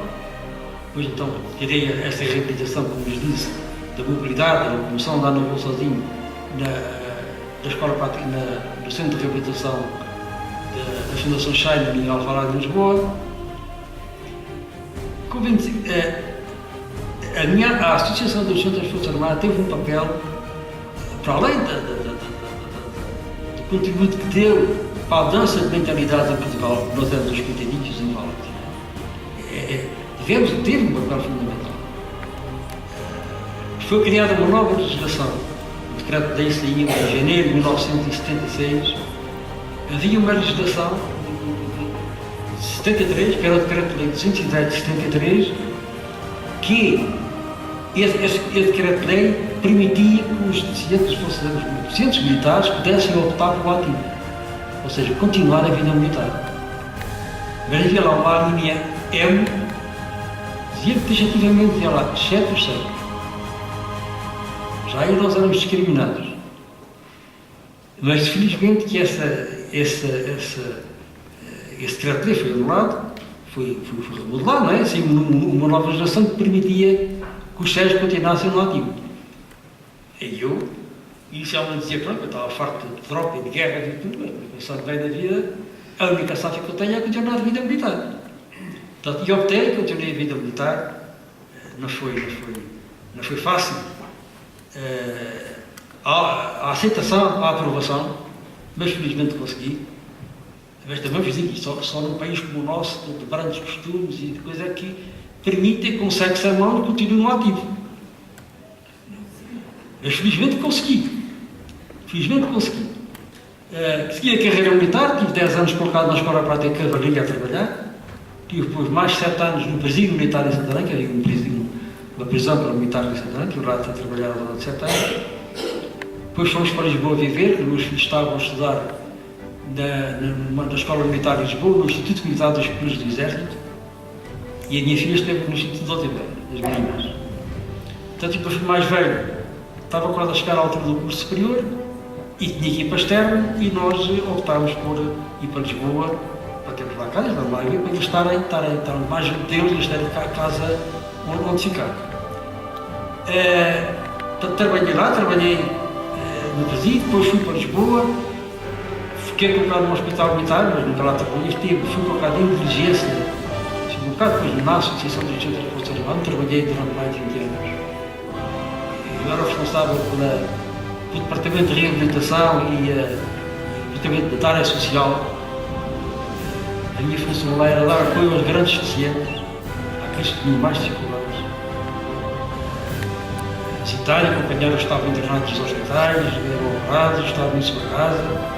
Dar apoio aos militares que combateram do nosso lado, os naturais de Angola, Moçambique e da Guiné, que foram abandonados, já até Moçambique, porque perderam a nacionalidade portuguesa. E muitos deles ainda há em Lisboa agora, ainda lá em Lisboa, no quartel de Lisboa, homens a tratar do seu processo, para terem direito à pensão, para terem assistência médica e para terem próteses. Foram completamente abandonados. E eu, o departamento de assistência social, trabalhava no deixa-saúde.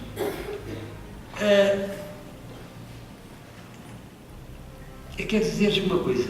Eu estou-vos a dizer isto. Conhece-me aí, na minha aldeia corre tudo. Eu várias vezes fui de caminhonete na carreira, chamada carreira, da minha aldeia à Abrantes, à biblioteca de Abrantes, buscar cassetes gravadas. Ainda ali, lá uma secção sonora de cassetes. E eu em Lisboa dentro de autocarro. E para o meu trabalho, embora algumas vezes eu fosse buscar a casa, apanhava 4 autocarros. Levava 1h30 a chegar ao trabalho. 1h30. Ia lá todos os dias e vinha. Portanto, isto para vos dizer o seguinte. Porque a vocês dizem, este gajo, sexo é um desgraçado. Outros podem pensar, outro pode dizer assim, este indivíduo é extraordinário. Não sou uma coisa nem outra. Sou um homem normal. E quem me conhece, o meu percebimento, a minha postura é do homem normal.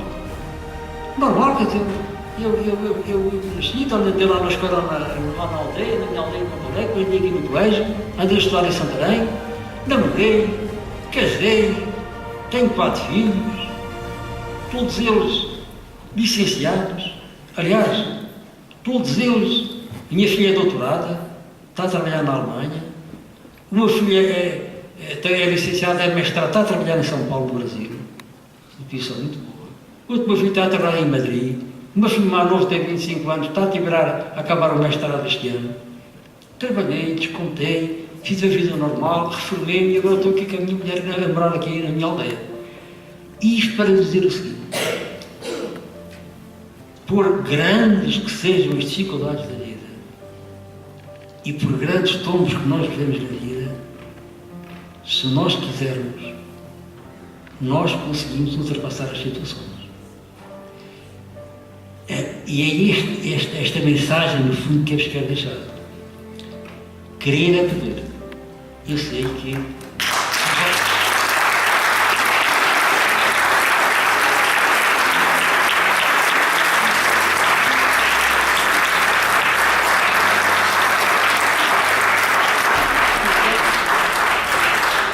50 pau.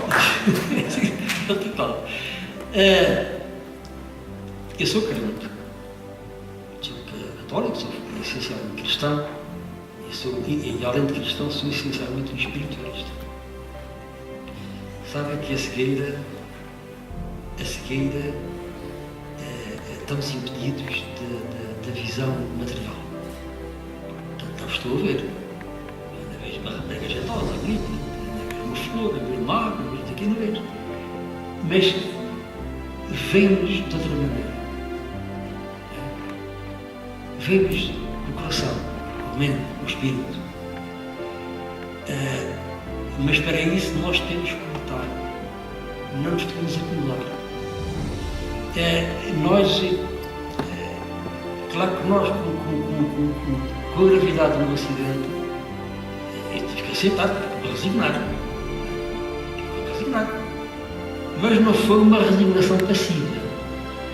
Quer dizer, uma resignação passiva é aquela, agora sou um desgraçado, coitado de mim, os Salazares hoje falam de malandro, os sacanas, não sei o quê, agora vivo à custa dos outros, e queixo-me, e eu tive uma resignação ativa, ou seja, de lutar, não ficar acomodado, de querer ultrapassar as situações. E para vocês, qualquer que seja a situação que vocês tiverem nas vossas vidas, não se deixem acumular. Porque vocês conseguem vencer. Vocês conseguem vencer. E eu estou um exemplo disso. Claro que tive a ajuda da minha mulher, de muita gente, mas também tive, como é natural, uma grande força de vontade. Eu posso dizer que eu fui intransigentíssimo comigo. Eu não posso. Eu lembro, estava no hospital militar, eu não sabia o que ia acontecer na minha vida, como é que era. Eu não posso ser, como dizia na altura, um inválido, incapaz, um ceguinho. Não, eu tenho que vencer. E venci. Então, segui a carreira militar, fiz a minha vida,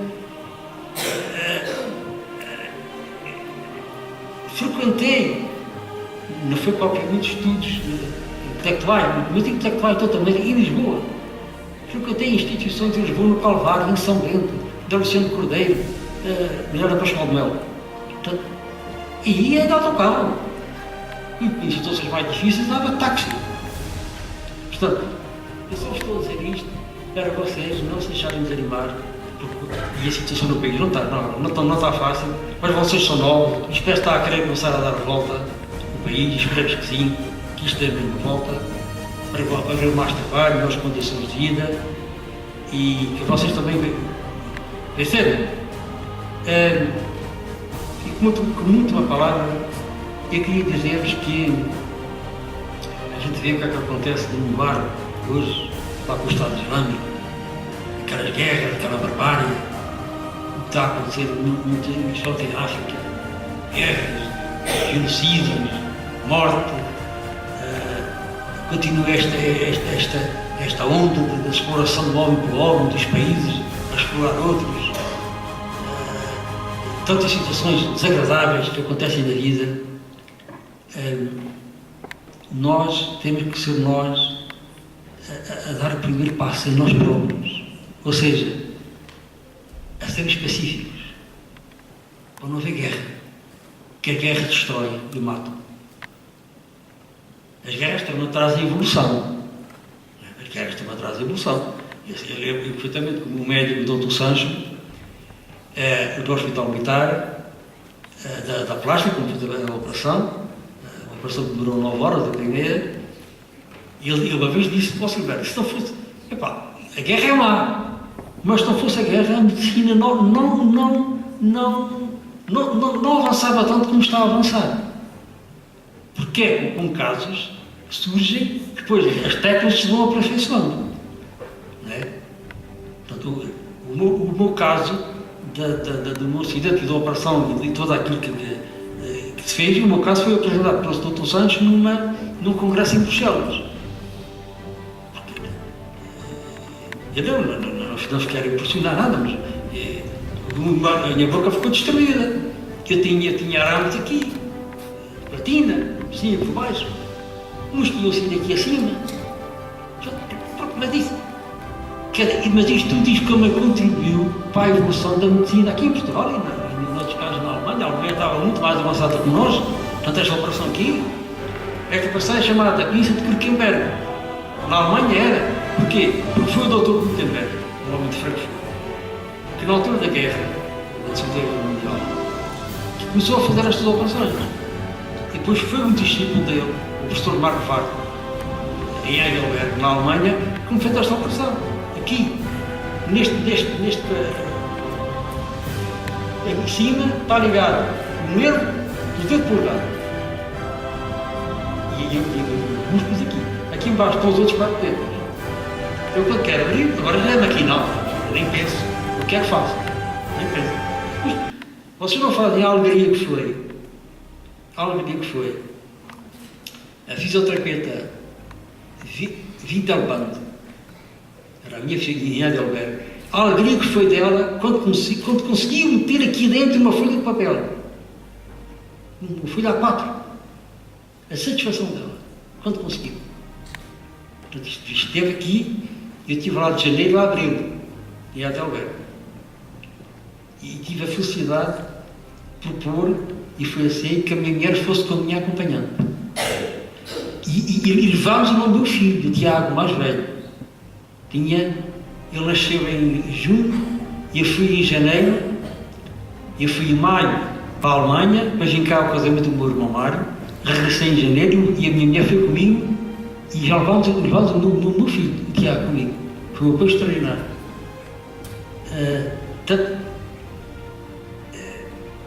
Mas até nisto que eu vos queria dizer. Querer é poder. Não há guerra, não há violência. Eu fico tão triste. Quando isso na televisão ou na rádio. É para dizer que os namorados batem as namoradas. Agora falou-se agora nisso aí. Esse aí que está. Há desemprego, a situação está muito difícil, pais que matam filhos, pessoas que morrem nas agências dos hospitais, à espera. Eu sei que isso é em picos de altura, que há muita gente que corre aos hospitais. Esta coisa terrível destes homens, mulheres e crianças que morrem ali no Mediterrâneo, passou a falar. Isto é uma coisa que praticamente pensava no século XXI. E porquê? Devido à violência, devido à ambição do homem, devido aos homens não serem pacíficos. É uma coisa que eu faço muito na minha vida, já há uns anos, faço muita meditação. E nos momentos que vocês estiverem de perturbação, de confusão na vossa vida, de revolta, façam meditação. Para controlarem a vossa mente, o vosso ego. O nosso ego, a nossa mente, engana-nos muito, tenta-nos muito, engana-nos muito. Procurem não ir muito para o lado do vosso ego, da vossa mente. Procurem ouvir o vosso coração. Que é através do vosso coração, que é a voz interior que nós temos, que nós nos devemos conduzir. E ter paz em nós próprios, no trabalho, nas escolas, na família. A paz é um sentimento fundamental. Portanto, sejam pacíficos, não há guerra, não desanimem, não se deixem ir abaixo quando as situações difíceis continuam a acontecer. E, olha, e façam-me o favor de serem firmes.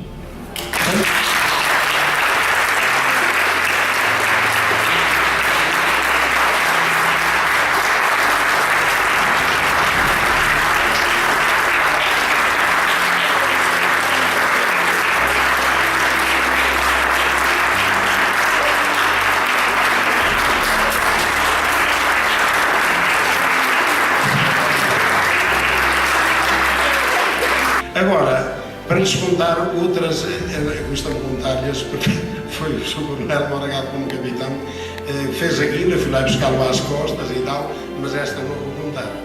Pode haver aqui alguém familiar do Sr. Coronel Moragado, não lhe vou contar. Depois vim para o Hospital Militar para Luanda, como me disse há pouco, e estive lá até vir no Niassa para cá. Para lá fui no Vera Cruz, para cá vim no Niassa. O Niassa trazia 29 caixões. Nós dormíamos em cima dos caixões, os nossos colegas. Mas para cá só vinham aqueles que tinham grandes cunhas. Aqueles que não tivessem cunhas não vinham.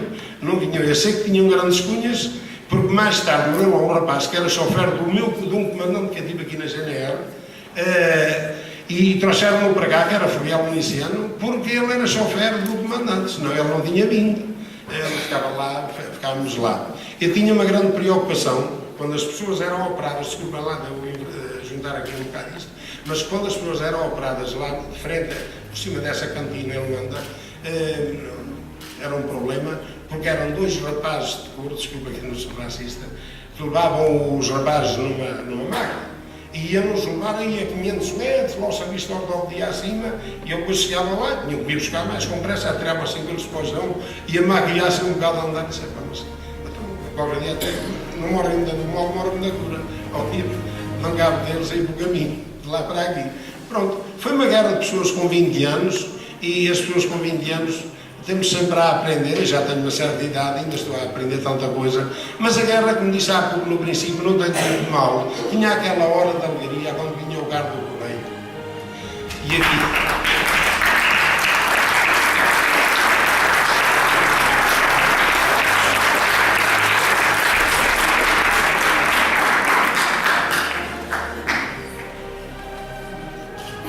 Era só para dizer mais uma coisa, posso dizer mais uma coisinha? Volta um bocadinho atrás. Quando foi no embarque, coitados, depois saíram do comboio de Santa Apolónia e o barco estava logo ali em frente, o Vera Cruz. Quando foi a sair do barco, aquilo secou um bocado, a ver se eu consigo contar isto. E depois estavam todos os pelotões, ficavam formados, não é? E os senhores comandantes de companhia,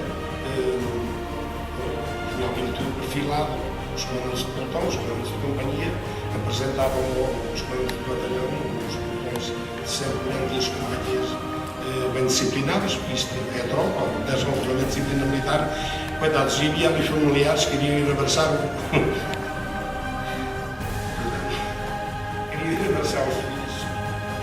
Alguns já não vieram, não é? Peço desculpa. A mim não, eu não tinha pai nem mãe, não. Perdão. Já não tinha ninguém para me abraçar. Uma salva.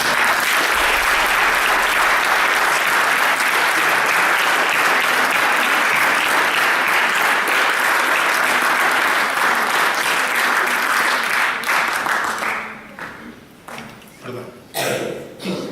Então, muito obrigado. Dizer aqui ao Coronel Silvério que ele foi aplaudido de pé. E depois informar toda a gente também que há uns anos atrás o Jornal Público, que é um jornal de referência dos melhores jornais que temos em Portugal, publicou um grande trabalho jornalístico sobre o Silvério Rodrigues, com destaque da primeira página e na revista que o Boletim Municipal reproduziu, e portanto é procurarem na coleção do Boletim Municipal que está lá o exemplo de vida e o testemunho do Silvério Rodrigues. Aquilo que ouviram aqui está lá escrito. E depois gostaria só, se vocês ainda tiverem 2 minutos de paciência. Essa entrevista foi dedicada a uma jornalista do Público, um fotógrafo, aqui a minha casa, a minha aldeia, aqui em cima. A gravação foi 2 horas. 2 horas. Mas muito do essencial que eu disse não estava lá. Isto é está lá. Pois, às vezes, os trabalhos que os jornalistas fazem é assim. Eu gostaria só de uma... Passou aqui umas mensagens. A mensagem são este papel, eram estes papéis que nós utilizámos nas mensagens. Quando foi o ataque final do MPLA, que a cidade depois ficou deserta e as colunas tiveram que sair, a mensagem do comandante lá do quartel da cidade, do dia 15 de julho de 75, às 21h40, para o quartel-general de Luanda, foi assim. Resultado final ainda latando. Cidade deserta com paisagem lunar, com árvores e alguns cães. Lojas pilhadas, montras partidas, portas abertas. Assim que partiu coluna para Nova Lisboa, povo procedeu à ocupação das casas. Delatando não existe. Este foi o relatório enviado pelo comandante de lá para o quartel-general. E depois, só para dar aqui uma pequena nota de humor para a gente não sair assim com estas coisas, um documento que eu achei interessante, catalogado como confidencial, que veio da região militar de Angola para o comandante do setor Kwanza Norte, que era lá o sítio onde eu estava, e que diz assim: assunto, cabelos, barbas, bigodes. Isto em 2 de abril de 1975.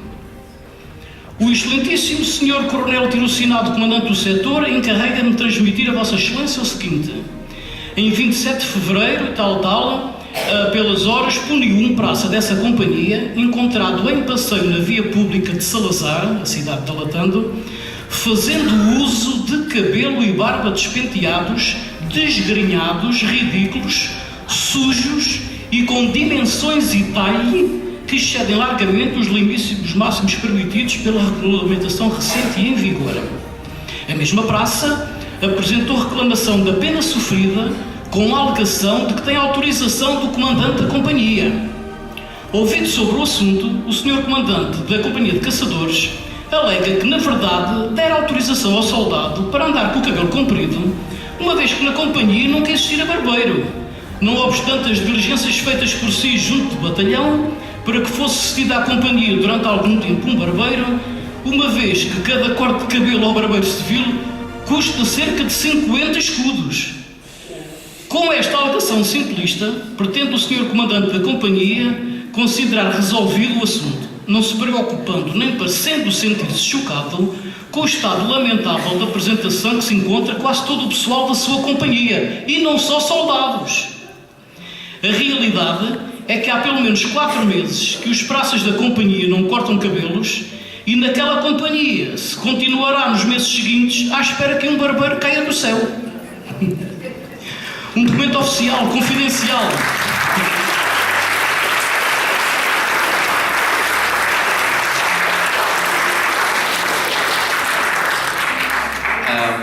Agora chegou a parte de fazer questões. Alguém tem alguma questão para fazer? Alguns oradores, sim. Eu queria saber qual é que é a monca que dava para fumar. Esse é para mim quem é que falei nisso, não é? Eu acho que vocês sabem a moca que dá. As pessoas não terão a fazer essas perguntas. Muito obrigado a todos. Em primeiro lugar, eu gostava de... Bendito, é uma ordem. Em primeiro lugar, eu queria... Acho que temos todos que agradecer à escola esta oportunidade que nos dá de assistir à história ao vivo com os intervenientes que por ela fizeram a história. E depois eu não posso deixar de agradecer os vossos 4 testemunhos. Apesar do humor que aqui se fez, é claro que não é fácil, porque para além daquilo que vocês contaram, há muita coisa que não contaram e que reviveram ao pensar que vinham cá neste dia. Eu sou de outra geração, mas também tive o meu momento de guerra colonial. E foi porque o meu pai, quando foi para a guerra colonial, já eu era nascido. Então a primeira memória que eu tenho de infância é precisamente do Veracruz, do barco de Veracruz, eu pequenino, avistando um barco que vinha ao longe do Rio Tejo acima e trazia o meu pai. Muitos pais não vieram, mas o que eu queria realmente era agradecer o vosso testemunho e que realmente as palavras fantásticas que aqui foram ditas vos sirva, porque hoje tiveram uma grande lição.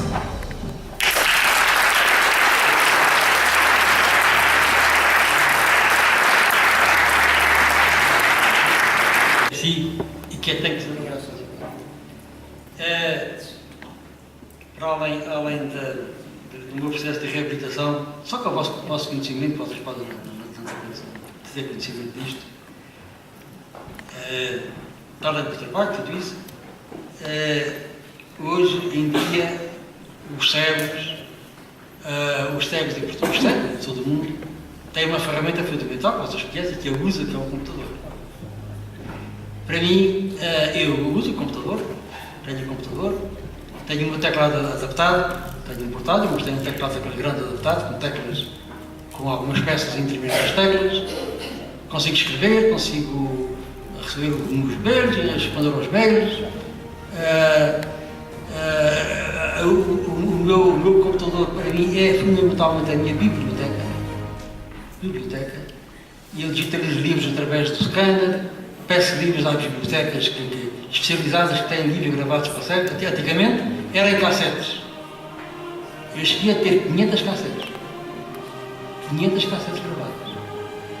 Depois a seguir eram os CDs. Agora já é o CD e MP3. O telefone para a biblioteca, por exemplo, de Gaia, que é para mim o melhor que funciona neste aspecto, mandam-me agora os CDs para eu ouvir, ou mandam-me primeiro os livros. De ontem pedimos para os livros. Para lá. O computador há um programa que é, no meu caso, chama-se o JAL, que é um programa que está todo em português, que lê tudo aquilo que aparece no monitor. E é uma voz feminina, até as bandas. Isto já está a ser com vozes femininas muito agradáveis. Que lê, que eu carrego no A, diz A, B, diz B. F4, tudo aquilo. E depois tem um outro programa, que é, há diversos tipos de meus, é o Open Book, que é onde eu guardo os livros, os documentos. Aí é uma Madalena, quer dizer, como Madalena tenho dentro do meu computador. E aí os livros, eu, por exemplo, digitalizo o livro, peço um livro à biblioteca, mando para mim, o anexo, para lá na pasta, na pasta que eu quero, depois vou ali, não vou abrir e fechar, abro o livro, carrego, leio o livro. Eu nunca digo que estou a ouvir um livro, eu estou a ler um livro. É como se estivesse a ler. Portanto, eu leio o livro, chego ao fim do livro, não abri, fechar, guardar e guardo-me na página onde eu ia. E quando reabro o livro, começa-me a ler 3 ou 4 dias antes. Codinhando, que é para apanhar o sentido do livro. Portanto, hoje em dia vocês têm conhecimento, há ferramentas extraordinárias e para os cegos também há o computador, para mim, que é uma coisa extraordinária, que me permite continuar a ler, a estudar, etc. Este pequeno brinquedo que vocês têm, que é um telemóvel. Eu antigamente não tinha, minha mulher que falava ao telemóvel. Com o telemóvel. Neste momento, já há uns anos, que há um telemóvel também com um sonoro. Tem um programa incorporado aqui. Vou só exemplificar aqui para vocês ficarem a perceber. Como não tenho mãos, não tenho dedos, tenho que trabalhar com a língua, não se admire, com os dentes. É o que eu faço. Eu vou pôr isto mais alto para vocês ouvirem. Tão baixinho.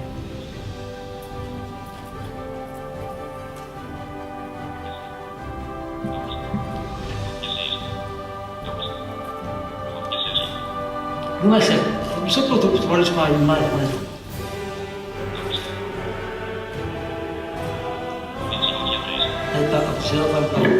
Ó Mila, você tem telemóvel, então tem o seu telemóvel. E eu namorar um bocadinho consigo, eu já não posso namorar. Na Camila, tinha lá o café em São Domingos e eu tinha o telemóvel dela. Eu tinha, aqui tenho, Mila Café, aqui tenho. Mas musei. Claro. A loja que é uma loja aqui do Branco que trabalha no computador. Se eu quisesse aqui falar com a minha mulher, por exemplo. Madalena. Aqui. Ele agora não posso deixar de atender. Vai chamar.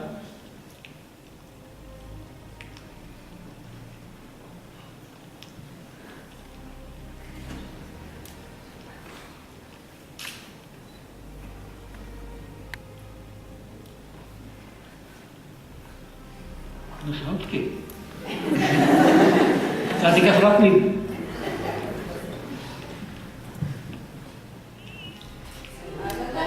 Tá? Sou eu. Tá. Não, está descansada. Está aqui a Mila do café a ter escondido, não há problema nenhum.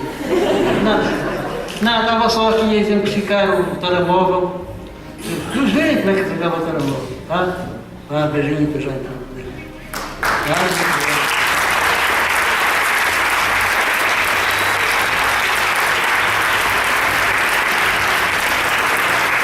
para vocês verem que, quer dizer, pronto, estou integrado, perfeitamente integrado na sociedade. Integrado. Vou-vos dizer que tomo banho sozinho, faço a barba sozinho, com gilete. Comecei a fazer a barba sozinho na Alemanha com lâmina, com os giletes que eu comprei. Comecei a fazer, mas cortei-me todo lá. Mas era assim, é o auxiliar, parece o Cristo. Um banho sozinho, tenho as adaptações, consigo vestir praticamente todo sozinho, minha sorte é que vestir as meias e a todos. O resto faz tudo sozinho. Como sozinho, tenho um garfo adaptado, era para trazer, só que um garfo que tem uma meia argola, assim aqui, e para aqui agora, encaixa aqui, como sozinho. Eu estava no presídio militar em Santarém, estive lá há 10 anos, e nós fizemos lá, fui eu que organizei aquilo, com o comandante, curso de soldador, curso isso de formação profissional, para os presos, para os reclusos, e um dia descobri, assim, como no meu passaporte, no meu bilhete de identidade estava escrito, não sabe assinar. É verdade, não sabe assinar. E se estivesse lá, não pode assinar, ia desculpado. Então pedia ao rapaz, ao Vieira, que era um dos presos, que era pouco dia, para me arranjar uma adaptação para a minha esferográfica, que era esse género do garfo. Duas agulhas argolinhas, um bocadinho ali, encaixa uma esferográfica. Depois fez uma coisinha em inox com um elásticozinho, eu chego ali, quando eu fiz esferográfica. A partir daí, tenho o meu cartão de cidadão com o meu nome, tenho a conta bancária, está lá o meu nome, está tudo. E se estivesse lá, não pode assinar, ainda vai lá. Agora não sabe assinar, não, que eu aprendi a assinar. Não, isso só para dizer que e quem me conhece sabe que eu estou perfeitamente integrado, e por isso também estou aqui com esta descontrolidade toda, com esta confiança toda, com esta serenidade toda. Porque se não fosse assim também não está. Não, só para mostrar aqui o meu telemóvel, para vocês verem também as tecnologias que para nós, para os cegos, estão extraordinárias. E eu estou por causa do computador, para mim, é importantíssimo, porque eu posso dizer que já li milhares de livros, em cassetes, em CD, e agora em computador. Portanto, continuo, apesar de estar cego, de não ter as mãos, mas continuo ativo e continuo na vida normal como qualquer outro. Tá? Era só para dizer, mas gostava de ter uma